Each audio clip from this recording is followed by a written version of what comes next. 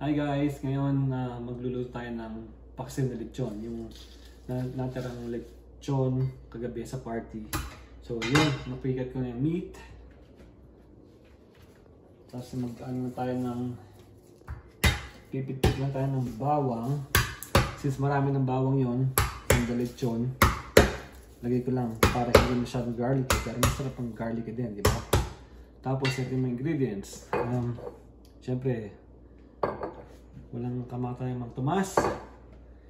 Yung sauce ng lechon, whole pepper, suka, asin to taste, tsaka syempre pepper. So gagarnish natin lahat yan. Ito ano ko yung garlic. Syempre kung anong preference yung lasa, ng matamis, medyo matamis o hindi, nasa nyo na yun. Ako medyo gusto, medyo matamis ang aking paksiw. So yan, inano ko na yung garlic. Namins ko na, hindi na, pit-pit ko na. Lagyan lang, sabay-sabay lang. Tapos pag kumulo, siguro mga 10 minutes, 10-15 minutes, tapos na. Ganun lang kadali yung paksiw. Mas maraming tayong Pilipino na nagagawa nito. So, alam ko na kaya nyo rin to. Nagagawa nyo rin to. So, yan.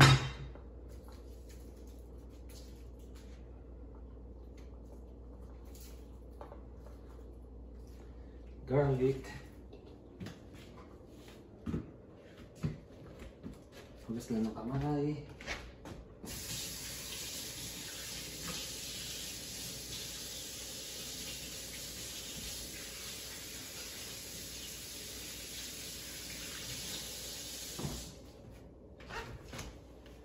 Tapos ilat na itong sauce ng lechon.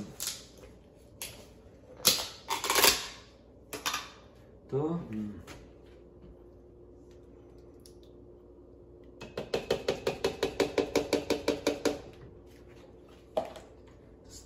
Itong magtumas.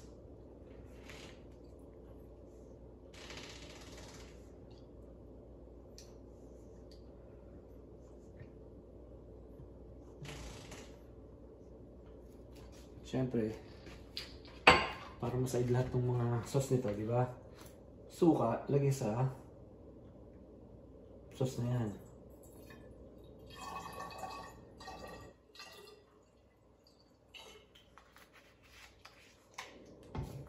Shake lang. O, di ba? Praktikalan. Yan. Suka. Yan, depende naman sa inyo kung gano'ng karaming suka ang ano nyo. Kung gusto nyo masin-masin. Ito naman, ikaw ng tubig.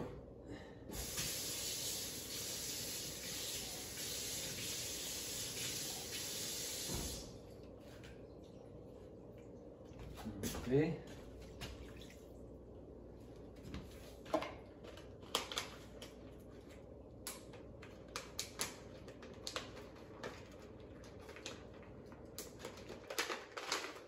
Kung ito naman buo, depende na sa inyo kung gano'ng karami. Pero syempre, hindi mo nakakain. Ano lang yan, pampalasa. Bay leaves. Siguro mga 5 hanggang 7 peraso. Yun lang.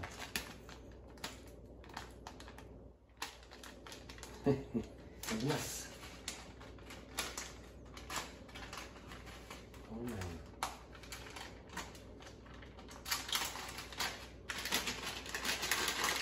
Durog yung mga babies pero okay lang. Pero mga, since durog siya, yan, tama na yan. Tapos konting asin to taste.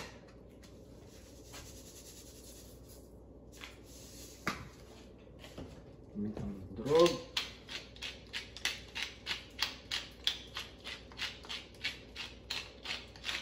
So yan, ready na yan.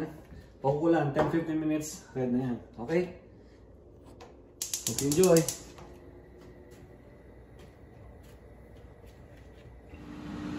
Okay guys, ito na yung finished product ng ating lechon paksiw. Ito yung kulo pa. Haluin natin. Yan. Okay na siya. Natin.